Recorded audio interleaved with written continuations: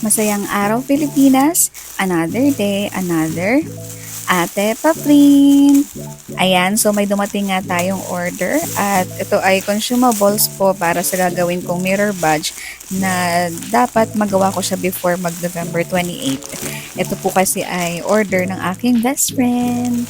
Consumables lang yung binili ko kasi meron naman na tayong badge maker.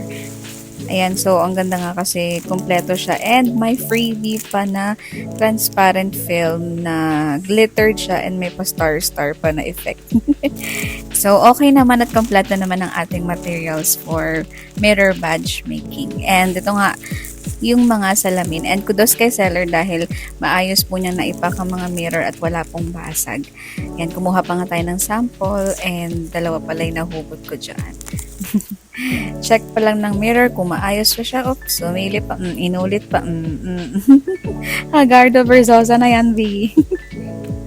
At hindi pa dyan natatapos ang ating unboxing dahil meron pa tayong isang dumating. At ito naman po ay para sa paggawa ng pad paper or tinatawag na book press. Bumili ako na to kasi alam ko na magagamit ko rin siya in the future pag may mga nagpagawa ng pad paper or notebook. And gagawan ko rin kasi si Gavin ng pad paper dahil nga naubos na yung pad paper niya. Kaya, ayan, inantay ko yung materials na dumating bago ko siya gawa ng pad paper. And natumba pa nga ako. Lagot tayo kay bossing pag nasira yung monitor ng computer. Ito naman yung mga screw niya and yakang-yakan na natin ikabit yan.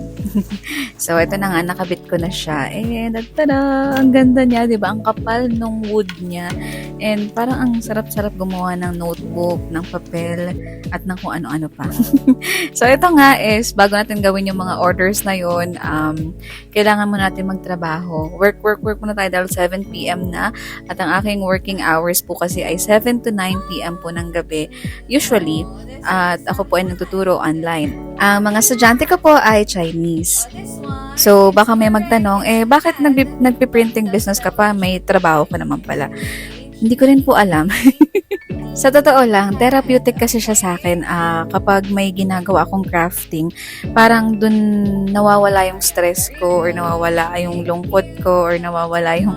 Basta, napapasaya ako ng crafting. And syempre, alam niyo bang online seller din ako sa umaga. Minsan pala sa hapon, minsan din sa gabi. Pag sinisipag, ayan. Mga side hustle lang po yan. Ayan, ito naman, and may nagpagawa po nitong hapon. Actually, kahapon pala to ng hapon. May nagpagawa ng notebook label at kukunin na rin daw niya agad-agad. Kaya po ginawa ko na rin siya agad-agad kahit po medyo masakit pa ang ulo ko niyan. Hindi ko alam kasi parang pagkagising ko bigla na lang masakit yung ulo ko. Ganun yung naging feeling. Buti na lang may Canva na no kasi napakadali na mag-edit. Alam niyo bang on the spot ko yan talagang nilayout. Pero, madali lang naman gawin yan. Ayan. Hindi ko lang na videohan kung paano ko siya ginawa. And ayan na siya. And same day, meron tayong rush order from engineer pero hindi siya contractor ng DPWH.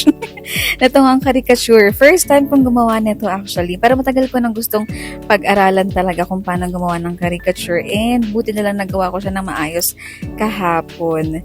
And ayan nga. Ref magnet pala siya na A4 sized. And ang request ni client is malaki yung talagang head nung tao. Tapos ayaw niyang gawing cartoonized. And yung katawan niya is super liit. Kaya ganyan po talaga siya kalaki. Pero ang cute po niya. And dito nagkamali ako. Hindi pala ako nagkamali. Hindi ko napansin na ganyan pala yung kamay nung bride na ginamit ko. Kaya reject yun. Ulit-ulit tayo dun.